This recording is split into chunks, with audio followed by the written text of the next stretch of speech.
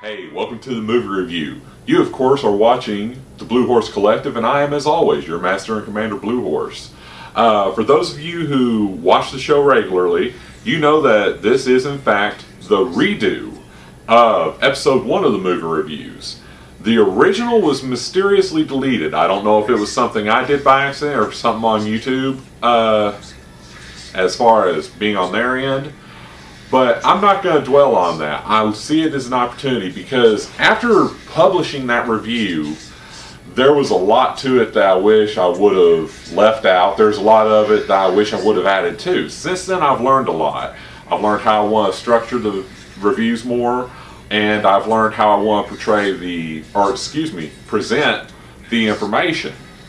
So this is an opportunity to go back, do it right, and really just, I think this will be a much better product compared to what that first one was, because I was really going completely off the cuff.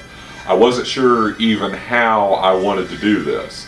But without further ado, of course, this review is on the novel adaptation of Dragonlance, Dragons of Autumn, Twilight.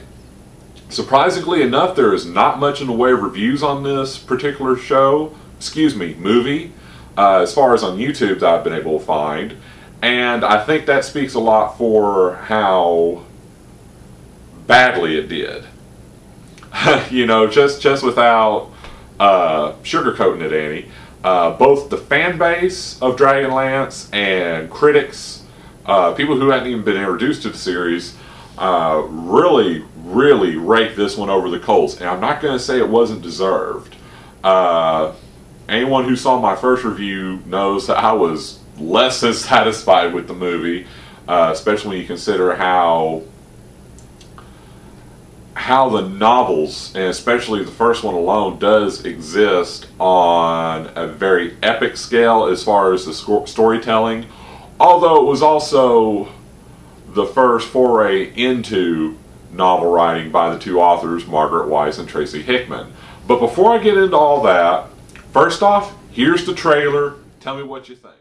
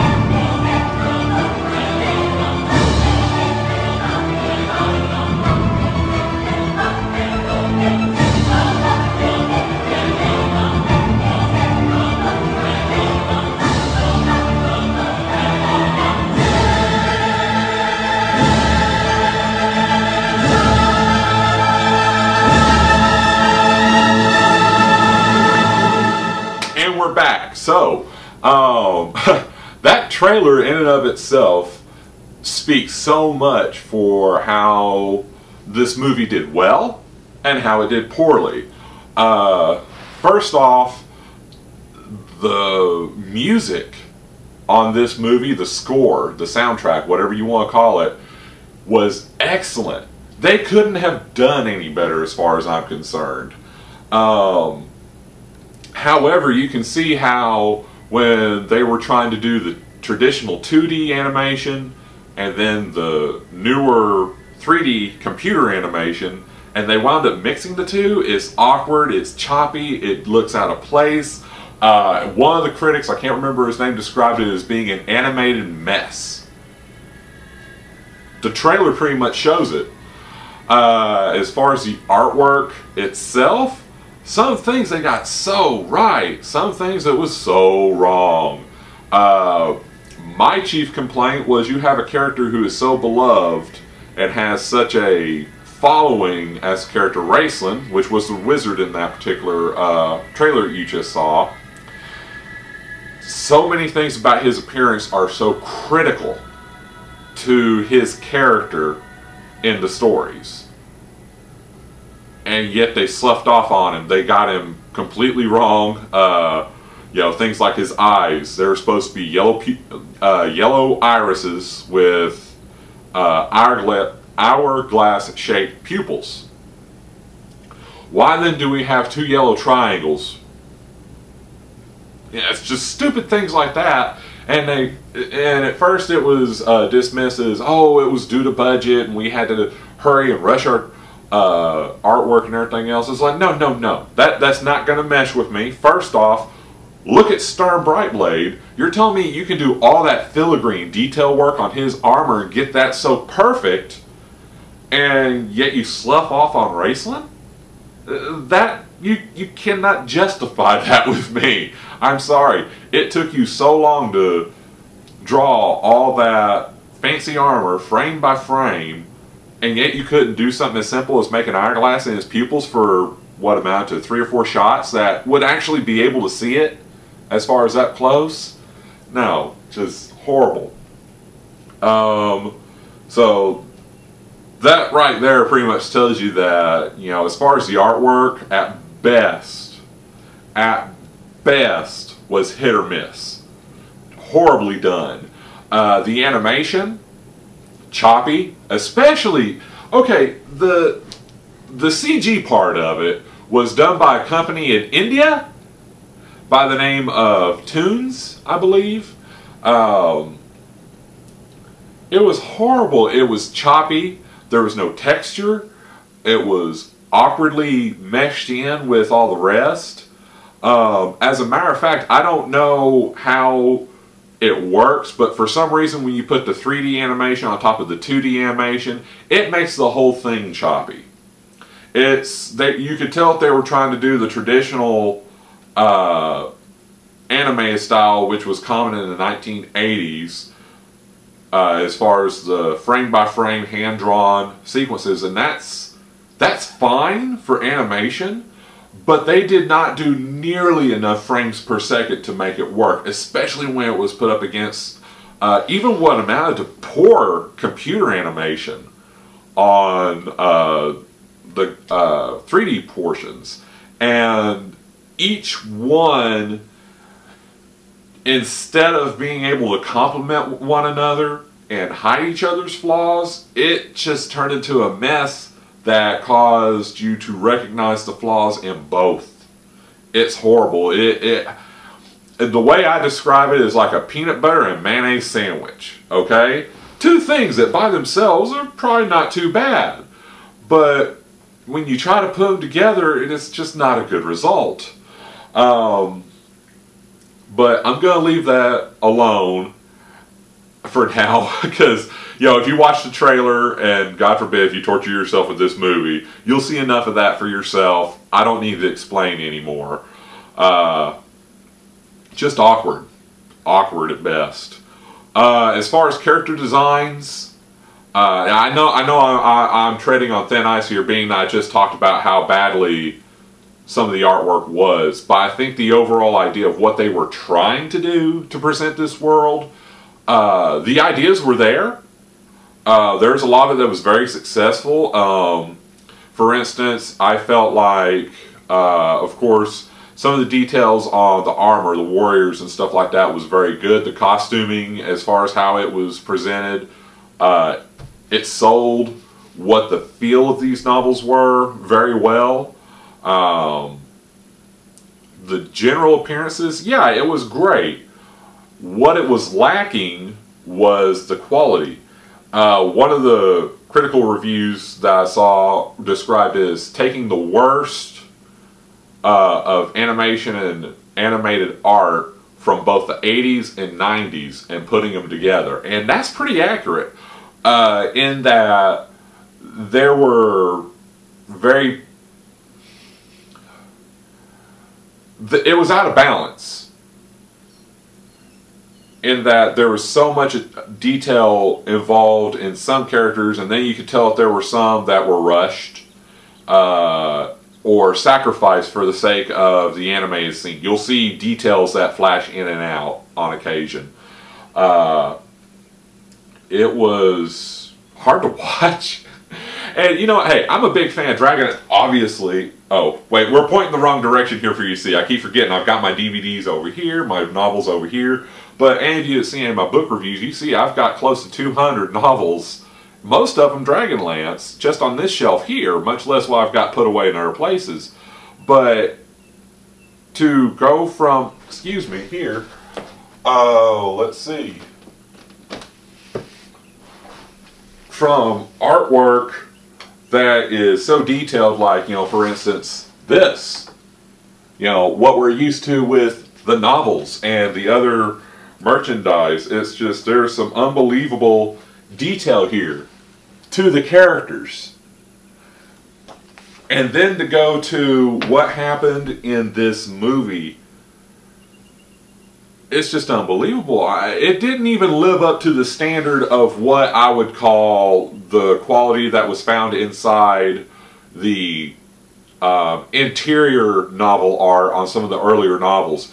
And if any of you see my book reviews, you know even that wasn't all that great. However, the cover art, the art that came along with the series in both the guidebooks for the games, the cover art for the novels themselves, this was on a scale and in such a way that, you know, artists like Larry Elmore, Samwise, and all these others, they changed the genre of fantasy art with these novels during these times. I'm afraid my accent Therese is coming out here. During the time that these novels were coming out and becoming popular, and these game modules were coming out, this really changed that genre and the way it was done. I mean, for goodness sakes, they sold a book on only the art and talking about how it was developed. I mean, that in and of itself tells you, why did we go from something like this that is so critically acclaimed to this awkward cartoon?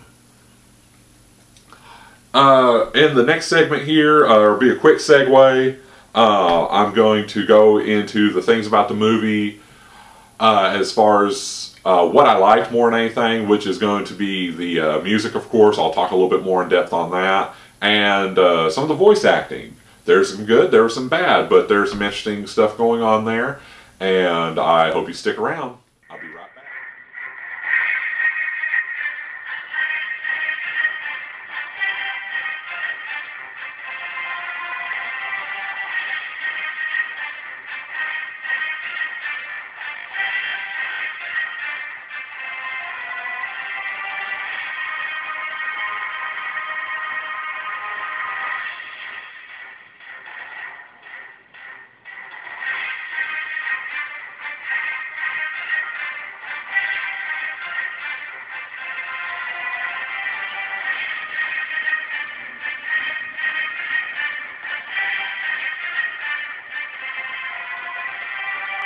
And welcome back for the final segment. This is going to be mainly the things that I did like about the film, most of all being the music.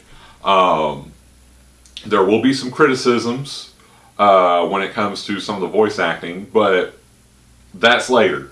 Right now I'd like to focus briefly on the music. First off, if you're looking for a good movie, go buy another one. Unless you're a Dragonlance fan, then yeah, you'll want this.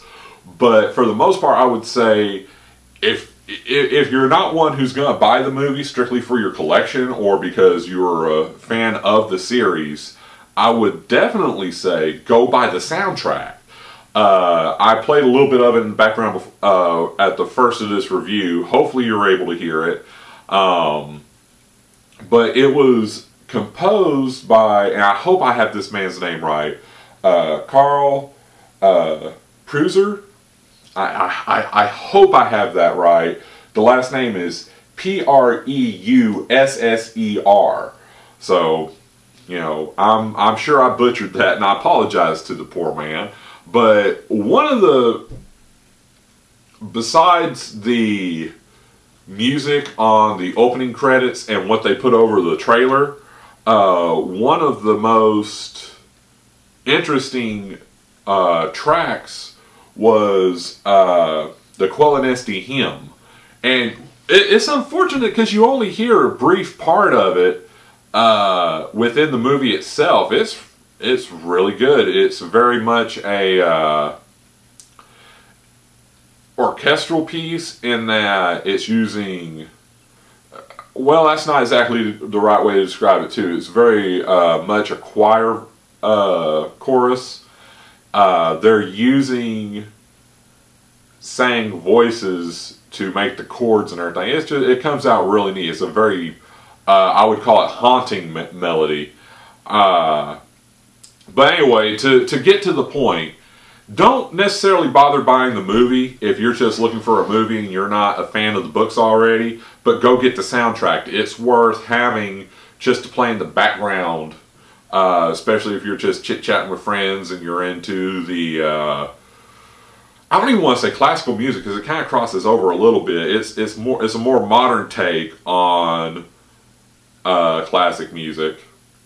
And you gotta hear it for yourself. YouTube it, Google's a good thing. But check it out. Definitely I would recommend getting the soundtrack before the movie for most people. So go get Carl Pruzer's work on that, because the music was spot on. It captures the feel of the novels. It is one of the few endearing things in the movie, and it is by itself worth having. Now, I'm going to move on into the casting, which you read the cast on this film and you're thinking, how could they go wrong? Because there's some real heavy hitter names. First off, Raceland Majory is voiced by Kiefer Sutherland. Need I say more? You know, the star of 24. He played in The Lost Boys, several other movies. And he had, in my opinion, captured the voice of what wrestling should sound like. I mean, I thought he did a real good job. His problem was that he was presented with poor writing. First off, I understand it was in the novels, and I know it's because of that they tried to include it as an Easter egg to the fanboys, but it did not work. The one thing that I just really hated was when he was casting the spells and he was speaking the language of magic. Instead of making it sound like this mysterious, spidery language, it's like they figured out a way to pronounce these words in the most geekish, horrible way possible. And I know I'm saying that as a geek, but it was just painful to listen to.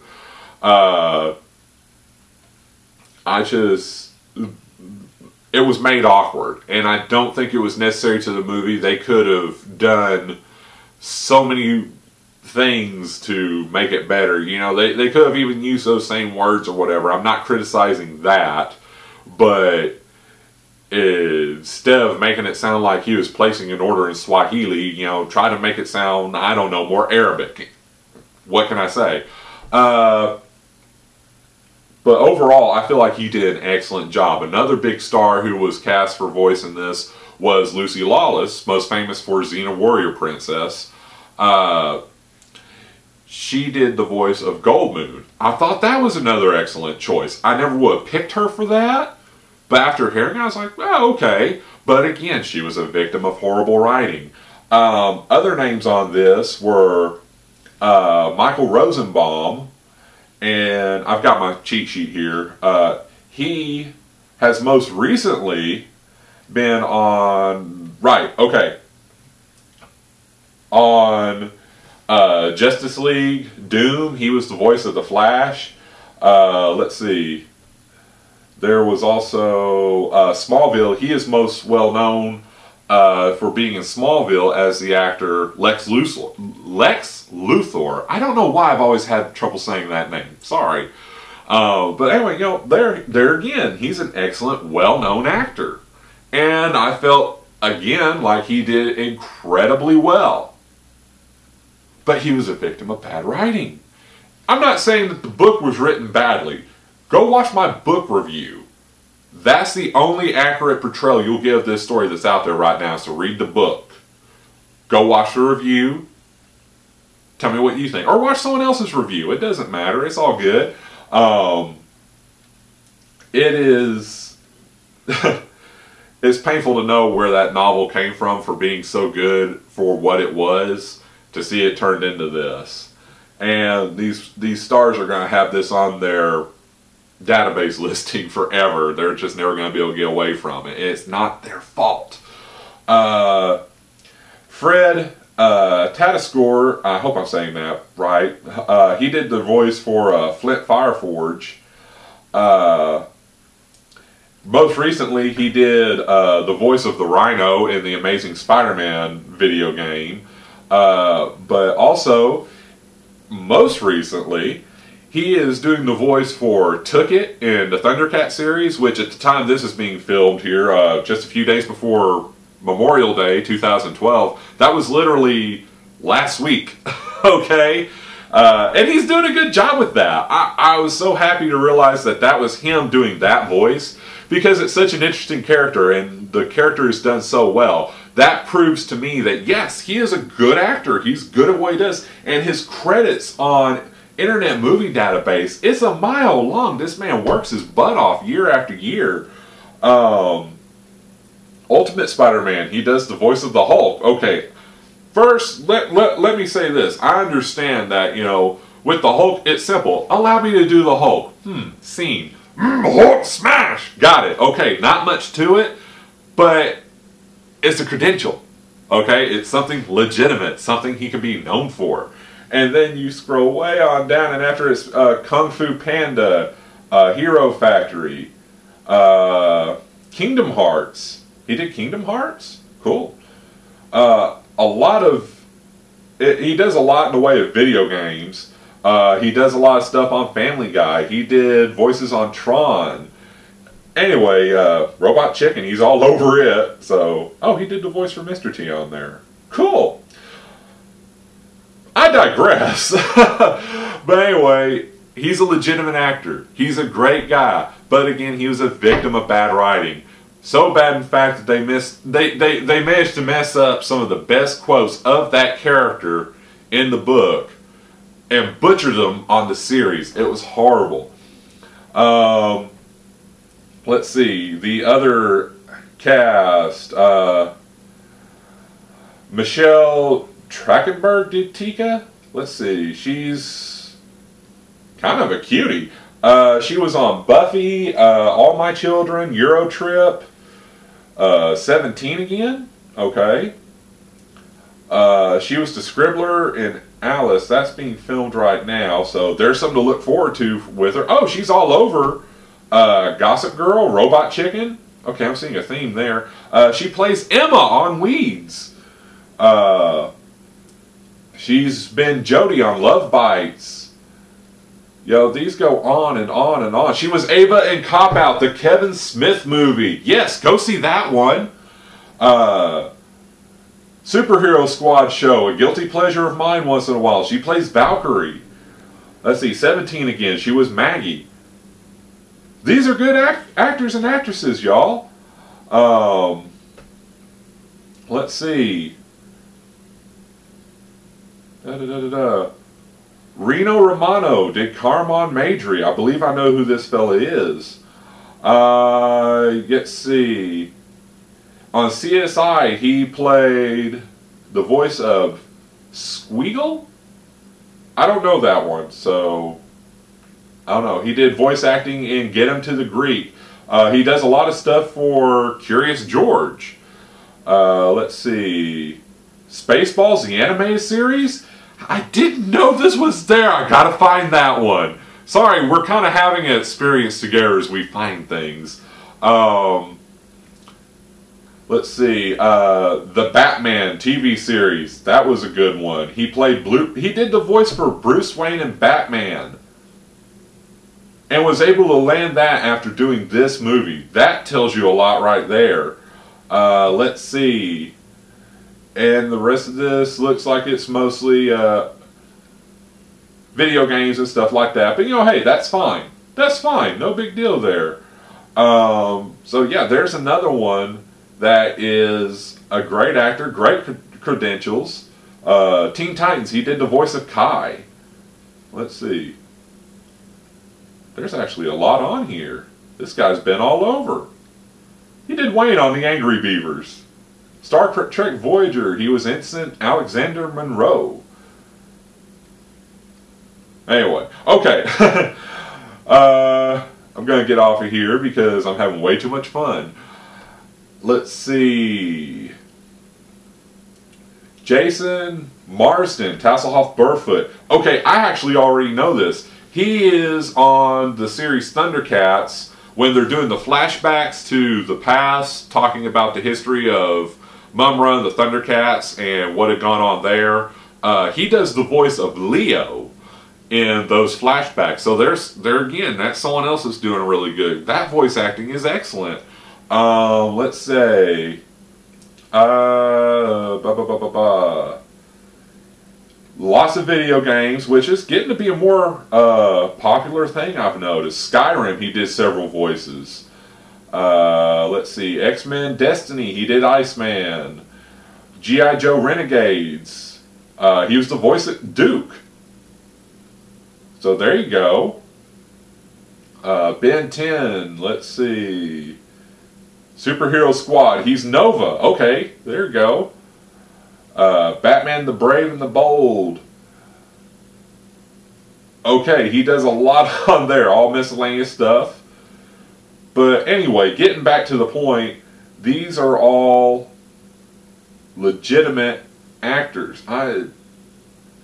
Wow, he's done a lot. This just keeps going and going and going. He is the Energizer Bunny of voiceovers. Okay, and I gotta say this real quick. It's getting to be more and more that, oh, he was on Boy Meets World. Jason Marsden. So there we go. He was one of the big, he was one of the best friends on there. Anyway, wow, this guy's been working forever. Anyway, I'm sorry. But that in and of itself, this is a side tangent that has to do with this. You have so many actors now that are specializing as voice actors for video games, anime series, that kind of thing. It's a legitimate field. And thankfully, there's enough work that these people can do where if they have one little crummy experience over here like this, this movie, they can get away with it. They can be separated from it because of the simple volume of their work. So, good for him. But yeah, he was Leo. That's cool. I didn't realize that until just now. I'm going to wrap this up because I spent way too much long on the... Way too much long? I spent way too long on the casting there, but I felt a responsibility to say, okay, look, you can have an all-star cast and then have crummy writing, and that will destroy it. There comes a point where you have to recognize the responsibility of the writing or the writing team. Okay? Perfect example, look at the series Supernatural. The first 5 seasons were solid gold. Season 6, now all of a sudden they're out of their planned story, what they knew they were going to do. And you could tell that was rushed. It was all filler episodes. It wasn't until it was almost 2/3 of the way through that they figured out what they were doing. And by then they'd lost most of their fan base. It's just not the same. I've actually not watched it since season 7 because that's just painful. Anyway, this is a prime example.